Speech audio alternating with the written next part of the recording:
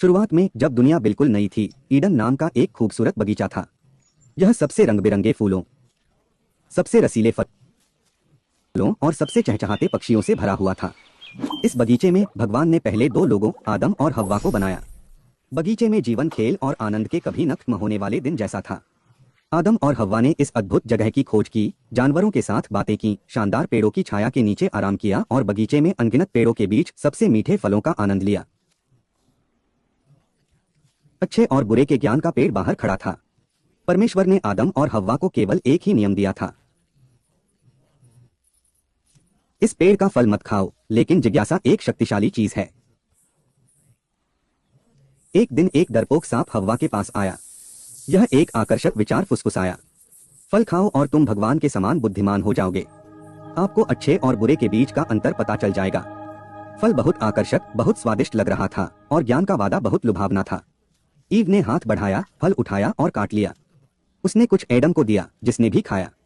लेकिन जैसे ही उन्होंने फल का स्वाद चखा, उनकी आंखें एक ऐसे तरीके से खुल गईं जिसकी उन्होंने उम्मीद नहीं की थी। उन्होंने चीजों को अलग तरह से देखा और महसूस किया कि उन्होंने ईश्वर की अवज्ञा की है। उन्हें डर और शर्मिंदगी महसूस हुई, ऐसी भावनाएं जो उन्होंने बगीचे के आनंद में कभी नहीं देखी थीं। जब परमेश्वर को पता चला कि उन्होंने क्या किया है, तो वह उनकी अवज्ञा से बहुत दुखी हुआ। परिणाम स्पष्ट था, वे अब अदन में नहीं रह सकते थे। गार्डन छोड़ना कठिन था। अदन के द्वार उनके पीछे बंद हो गए और पहली बार उन्हें जीवन की कठोरता का दंश महसूस हुआ। ईडन के बाहर दुनिया उबड़-खाबड़ और जंगली थी। आदम और हव्वा को शुरू से ही सब कुछ सीखना पड़ा, भोजन कैसे उगाना है, आश्रय कैसे बनाना है और तत्वों से कैसे बचना है। जीवन अब आनंददायक खोजों की श्रृंखला नहीं, बल्कि अस्तित्व के लिए संघर्ष था। इस नई दुनिया में उन्होंने जीवन के पूर्ण स्पेक्ट्रम, खुशी और दुख, सफलता और विफलता, जन्म और मृत्यु का अनुभव किया। वे माता पिता बन गए, ऐसे बच्चों का पालन पोषण करना जिनका आगे चलकर पूरे देश में अपना परिवार फैलेगा। अपनी यात्रा के माध्यम से एडम और ईव ने अपनी ताकत और लचीलेपन की खोज की।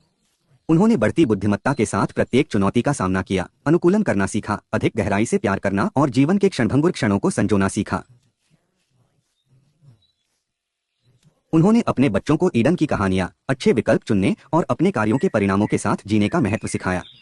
देखने के लिए धन्यवाद। अगले साहसिक कार्य में मिलते हैं।